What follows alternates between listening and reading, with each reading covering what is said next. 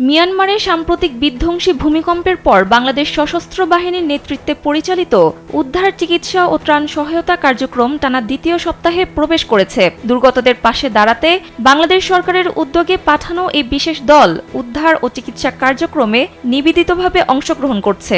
বাংলাদেশ সশস্ত্র বাহিনী নেতৃত্বাধীন উদ্ধার ও চিকিৎসা কার্যক্রম সোমবারও চলমান থাকবে। এর আগে গত শনিবার মিয়ানমারের উপপ্রধানমন্ত্রী বাংলাদেশ উদ্ধারকারী দলকে দেশটির পররাষ্ট্র মন্ত্রণালয়ে উদ্ধার অভিযান পরিচালনার জন্য অনুরোধ করেন। এরই ধারাবাহিকতায় শনি ও রোববার মিয়ানমারের পররাষ্ট্র মন্ত্রণালয়ের ধসে পড়া ভবনে বাংলাদেশ উদ্ধারকারী দল অভিযান পরিচালনা করে। ভিশনের ফুলঝুরি মেগা অফারে ফ্রিজ কিনলেই পাচ্ছেন 16 পিসের আকর্ষণীয় গিফট বক্স একদম ফ্রি।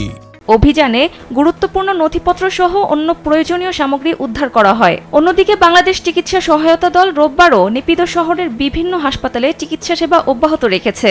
বিশেষভাবে 1000 শয্যা বিশিষ্ট জেনারেল হাসপাতালে ভূমিকম্পে গুরুতর আহত এক শিশুর সফল অস্ত্রোপচার ও উন্নত চিকিৎসা সেবা প্রদানের পাশাপাশি আরও 5টি গুরুতর অপারেশনে অংশগ্রহণ করে। সোমবারও বাংলাদেশ দল পুনরায় মিয়ানমার স্থানীয় প্রশাসন ও অন্যান্য সংস্থার সঙ্গে সমন্বয় করে উদ্ধার কার্যক্রম ও চিকিৎসা সেবা অব্যাহত রাখবে।